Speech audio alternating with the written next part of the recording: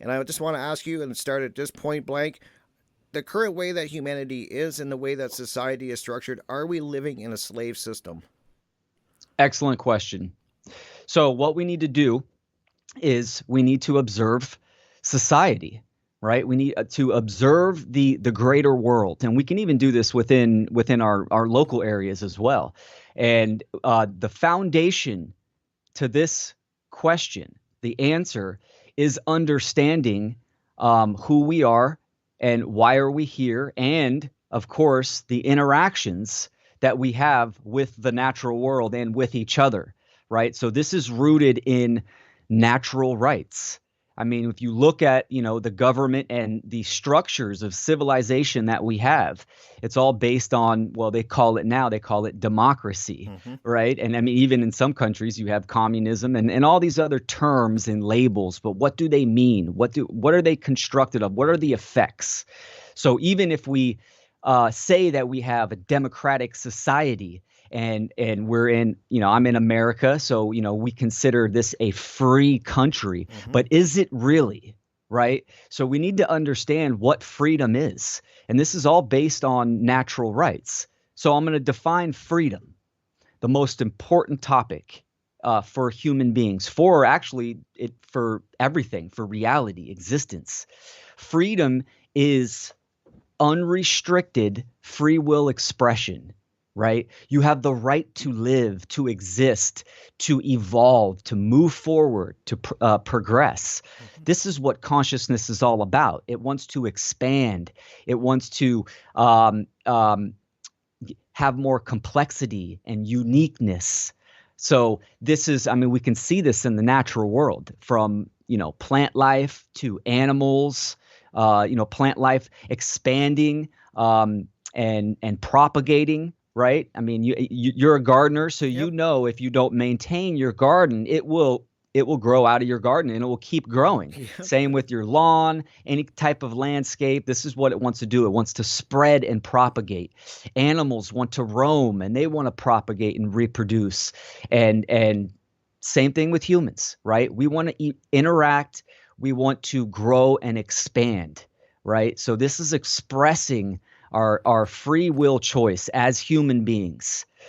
So if it's unrestricted free will expression, the opposite of freedom is restricted free will expression, controlling your ability to be free, to express yourself.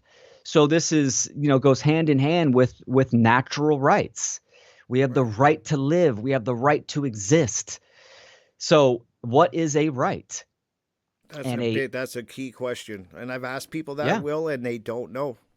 They can't give you a definition of it. They go all over the. I've had people say that a right is something the government gives you. Very rarely, I don't. Very rare does somebody tell me the real definition of a right.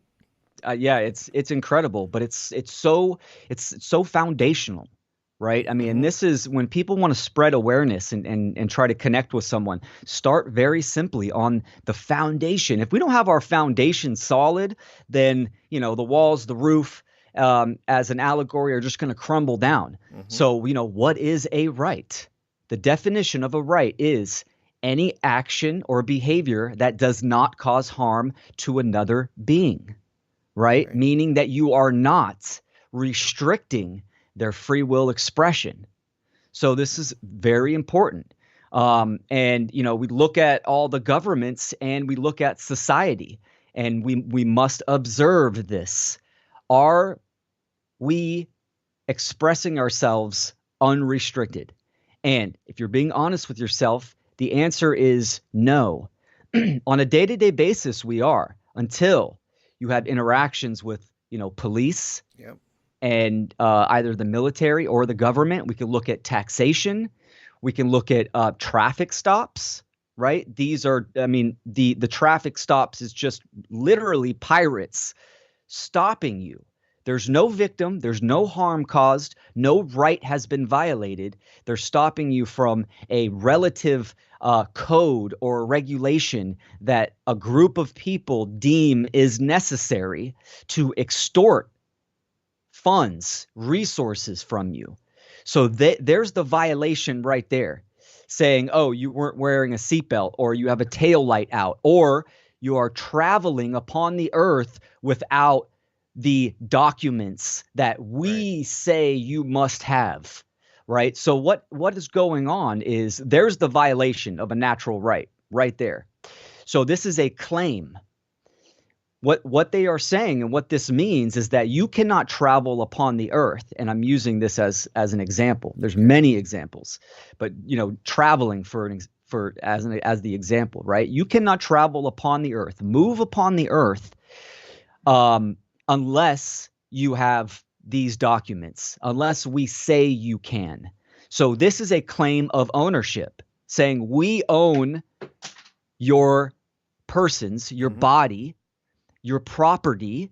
This is what our body and what we own is. This is our property. So that's the claim of ownership. Now, that is another definition. That is the definition of slavery. Now, when I say this word, the majority of people instantly go to a self-perceived definition, right? I mean, in America, when you say slavery, the majority of people think of the Civil War era with black chattel slavery, which that's a horrible time period. And I will say this: every race on this planet has been in shackles and chains. Every race. That's very true.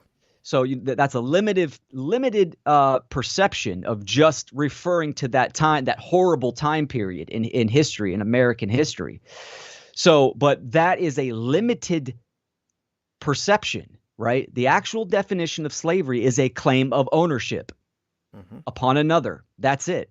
So when we look at, taxation, we look at license, permits, all of this stuff, everything how government operates is a claim of ownership, right? Absolutely.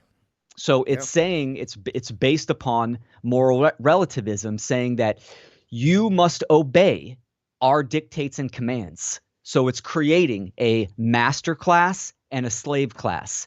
If you do not obey the master class and its dictates, then you will be harmed. You will be violated. You will be put into submission by any means necessary, even death. So when we ask ourselves, are we living in a slave system? The answer is absolutely yes.